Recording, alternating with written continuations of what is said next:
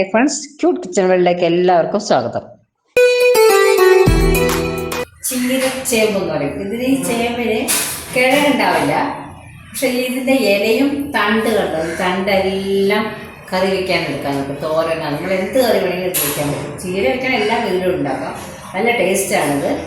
പിന്നെ ഞാനിത് മേടിച്ച് ഗാന്ധി സ്മാരകം, അവിടെ എല്ലാ സാറ്റർഡേ തോറും ഇതുപോലെ നല്ല സാധനങ്ങളുണ്ട്. നല്ല ഫ്രഷും നാടൻ സാധനങ്ങളും എല്ലാം വീട്ടിലുണ്ടാക്കണതാണ്. അല്ലാതെ നമ്മൾ വേറെ സ്ഥലത്തുനിന്ന് വരുന്നതൊന്നുമല്ല, അവനവൻ്റെ വീട്ടിലുണ്ടാകുന്നതൊക്കെ കൊണ്ടുവരുന്നതാണ്, വിൽക്കുന്നതാണ്. നല്ല സാധനങ്ങൾ കിട്ടും. ഭയങ്കര തിരക്കാണ് അവിടെ. അപ്പോൾ ഞാൻ അവിടെ നിന്ന് മേടിച്ചതാണ് ഈ ചീര. ഇതിൻ്റെ പേര് ചീരച്ചേമ്പ് എന്നാണ് പേര്, പക്ഷെ ചേമ്പും കിഴങ്ങില്ല. ചീരച്ചേമ്പ് ഞാൻ മുറിക്കാൻ പോവാണ്. ഇതിൻ്റെ തണ്ട് നമുക്ക് എടുക്കാം. ഈ ഇലയുടെ ഈ സാധനം കളയണം, ഈ സാധനം എടുക്കാൻ പാടില്ല, അത് ചെത്തി കളയണം. ബാക്കിയൊക്കെ നമുക്ക് അരിഞ്ഞ് തന്നെ എടുക്കാം. ഇതിൻ്റെ അതുപോലെ തന്നെ ഇങ്ങനെ ഒരു സാധനം ഉണ്ടല്ലോ, അതാ കാണിച്ചു തരാം. ഇങ്ങനെ എടുത്തിട്ട് ഇത് മാത്രം ചീകി കളയാം, കളഞ്ഞില്ലെങ്കിലും കുഴപ്പമില്ലെന്നാണ് പറയുന്നത്. കണ്ട ഇങ്ങനെ ചീകി കളയാം. പിന്നെ നമ്മൾ സാധാരണ ചീര ഉണ്ടാക്കുന്ന പോലെ തന്നെ ബാക്കിയൊക്കെ അതുപോലെ തന്നെ. മനസ്സിലായല്ലോ? ഇതിൻ്റെ ഈ തണ്ട് നമുക്ക് എടുത്ത് കളയാം, മുറിച്ച് കളയാം. ഞാൻ രണ്ടായിട്ട് ഇങ്ങനെ മുറിക്കാനാണ് പോണത്. എന്നിട്ട് അങ്ങ് എടുക്കാം, നമുക്ക് ബാക്കിയൊക്കെ എടുക്കാം. ഇത് കളയണം. ഇത് മുറിച്ച് രണ്ടാക്കി മുറിച്ചാലും മതിയല്ലോ. എന്നിട്ട് ആ കാണിച്ചിങ്ങനെ എടുക്കണത് അങ്ങനെ എല്ലാം എടുത്ത് വെച്ചിരിക്കുകയാണ്. ഇനി ഇത് ഞാൻ അരിയാൻ പോവാണ്. ചെറുതായിട്ട് അരിയണം, തീരെ ചെറുതല്ല, എന്നാലും നമ്മൾ തോരനൊക്കെ അരിയില്ലേ അതുപോലെ അരിയുന്നു. മുഴുവൻ ഇങ്ങനെ ഇങ്ങനെ അരിഞ്ഞെടുക്കുകയാണ്. ഇല ചെറുതായിട്ടൊക്കെ ഇങ്ങനെ മുറിച്ച് വയ്ക്കാം നമുക്ക്. അപ്പോൾ നമുക്ക് പെട്ടെന്ന് അരിഞ്ഞെടുക്കാനുള്ള സൗകര്യം ഉണ്ടല്ലോ, അതിന് വേണ്ടി. തീരെ ചെറുതാക്കണമെന്നും വേണ്ട, ഇങ്ങനെ മുറിക്കാനുള്ള സൗകര്യത്തിൽ വലിയ ഇലയൊക്കെ 2-3 ആയിട്ട് മുറിച്ചെടുക്കാം നമുക്ക്. നടുക്കത്തെ വലിയ തണ്ട് കളയണം. നടുക്കത്തെ ഇതിലിപ്പോൾ ചെറിയ തണ്ടായത് കുഴപ്പമില്ല, വലിയ തണ്ട് ഉണ്ടാവില്ല, അത് കളയണം നമ്മൾ.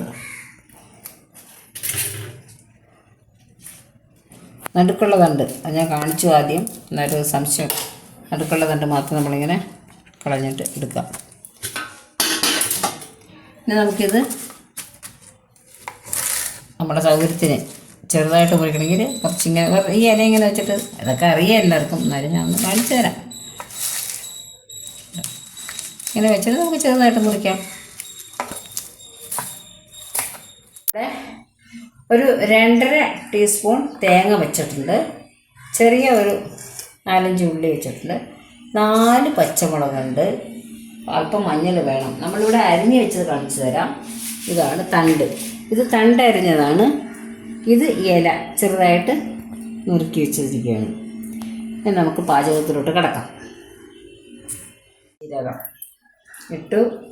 ഇനി നമുക്ക് ആ ഉള്ളി ഞാൻ ജാറിലോട്ട് ഇട്ടിരിക്കുകയാണ്. തേങ്ങ എടുത്ത് വെച്ച തേങ്ങ, ഉള്ളി എടുത്തിട്ടു. പച്ചമുളകും എടുത്തിട്ടു. പച്ചമുളക് ഞാനിപ്പോൾ 4 എടുത്തു. 3 ഇട്ടു. എനിക്ക് എരിവ് സംശയം, പുതിയ പച്ചമുളക് കൊണ്ട് എനിക്ക് സംശയമുണ്ട്. പിന്നെ ഞാൻ 3 ഇട്ട് പോരാ, ഇനി കുറച്ചുകൂടെ. നിങ്ങളും അതുപോലെ നിങ്ങൾക്കറിയാമല്ലോ എടുക്കുമ്പോൾ എരിവ്, ആ എരിവ് അനുസരിച്ചിടുക. ഇതിപ്പോൾ പുതിയതായിട്ട് മേടിച്ചിട്ട് എനിക്ക് അറിയില്ല ഈ മുളകിനെ പറ്റി. ഒരല്പം മഞ്ഞൾപ്പൊടി. നമുക്കിത് നന്നായിട്ട് തോരനരയ്ക്കണം. നന്നായിട്ടില്ല, തോരനരയ്ക്കണം. വല്ല അരച്ചുകൊണ്ട് വരാം. ആക്കി ചീനിച്ചട്ടി അടുപ്പത്ത് വെച്ചിട്ടുണ്ട്. കുറച്ച് വെള്ളമുണ്ട് ചീനിച്ചട്ടിയിൽ. ഇപ്പം നമ്മൾ അതിനിടയ്ക്ക് ഇതാണ് കണ്ട അരപ്പ്. ചതച്ചെടുക്കാനേ പാടുള്ളൂ. മിക്സിയിലിട്ടിട്ട് ഒരടി അങ്ങോട്ട് അടിച്ചെടുത്താൽ മതി. പിന്നെ നമുക്കിനി എണ്ണ ഒഴിച്ചു കൊടുക്കാം. വെളിച്ചെണ്ണയാണ് ഞാൻ. ഇപ്പം കടുക്. കറുത്ത നിറത്തിന് ചീനിച്ചട്ടി കാണാൻ പറ്റുമെന്ന് എനിക്കറിയില്ല. എപ്പോഴും നമ്മൾ ഈ ചീര അങ്ങനെയുള്ള സാധനങ്ങളൊക്കെ ഉണ്ടാക്കുമ്പോൾ എപ്പോഴും ചീനച്ചട്ടി, ഇരുമ്പിൻ്റെ ചീനച്ചട്ടി തന്നെ ഉണ്ടാക്കണം. അതല്ല എങ്കിൽ ചട്ടി ഉണ്ടല്ലോ, മൺചട്ടി ഉണ്ടാക്കണം. എന്തെങ്കിലും ഉണ്ടാകും, പക്ഷേ ഈ അലൂമിനിയം ആവുന്നതും ഉപയോഗിക്കാതിരിക്കുകയാണ് നല്ലത്, ചീരയ്ക്ക് പ്രത്യേകിച്ച്. ഇത് പൊട്ടിക്കഴിഞ്ഞ് നമുക്കിനി അരിഞ്ഞ് വെച്ച തണ്ട് ആദ്യം ഇട്ട് കൊടുക്കാം.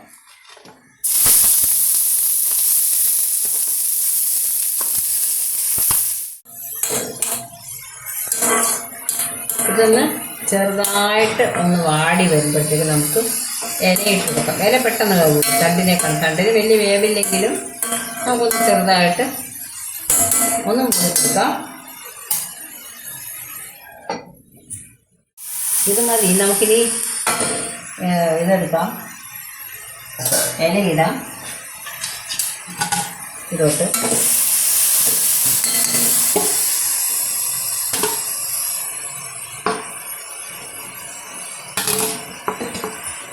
ഇനി നമുക്ക് ഒന്ന് മിക്സ് ചെയ്തെടുക്കാം. ഈ കൂട്ടത്തിൽ തന്നെ നമുക്ക് ഉപ്പും കൂടെ ഇട്ട് കൊടുക്കാം.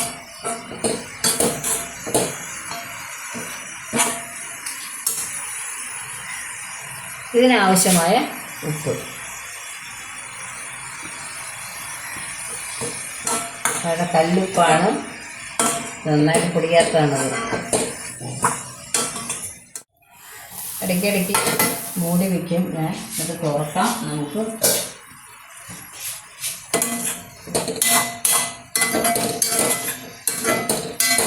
ഇത് ഏകദേശം ആയിട്ടുണ്ട്. നമുക്കിനി ഇതിലോട്ട് അരപ്പിട്ട് കൊടുക്കാം.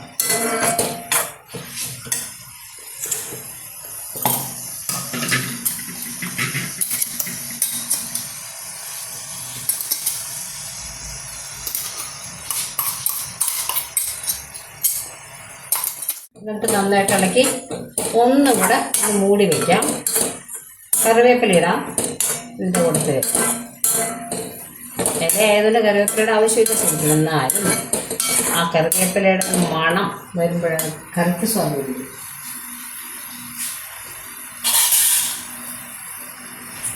ഇവിടെ ഇട്ടു. നമുക്കിനി ഇത് ഉപ്പൊക്കെ ഒന്ന് നോക്കണം. അപ്പോൾ വെന്തോന്നും കൂടെ അറിയാൻ പറ്റും. വെന്തു എന്നാലും ഇതെന്നെല്ലാം കണ്ട സോഫ്റ്റായി. അത് വെന്തു എന്നാലും നമുക്ക് ഉപ്പുണ്ടെന്ന് നോക്കാം.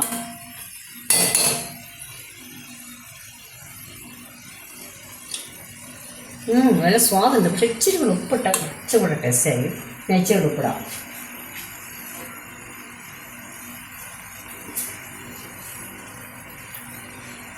ഒരു നുള്ളുപ്പും കൂടെ ഇട്ട്. ഉപ്പിന് കണക്ക് പറയാൻ ഒക്കില്ല നമുക്ക്, കാരണം എല്ലാം അവനവൻ്റെ ഇഷ്ടമാണ്. ഉപ്പ് എരിവൊക്കെ നമുക്ക് ഏകദേശം പറയാമെന്നല്ലാതെ ഇപ്പം എനിക്കിഷ്ടമുള്ള അത്ര എരിവ് ചിലപ്പോൾ ഇഷ്ടപ്പെടണം നിർബന്ധമില്ലല്ലോ. ഇതായിക്കഴിഞ്ഞിട്ട് നമുക്കിത് അടച്ചങ്ങ് വെച്ചപ്പോൾ റെഡി ആയിക്കഴിഞ്ഞു. ഇവിടെ റെഡി ആയിട്ടുണ്ട്. കാണാൻ തന്നെ ഒരു ഭംഗി.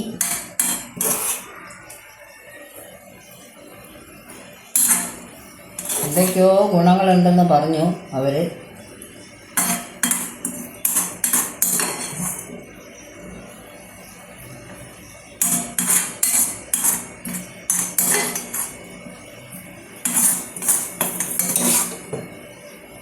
ഈ നാടൻ രുചി എല്ലാവർക്കും ഇഷ്ടപ്പെട്ടു എന്ന് വിചാരിക്കുന്നു.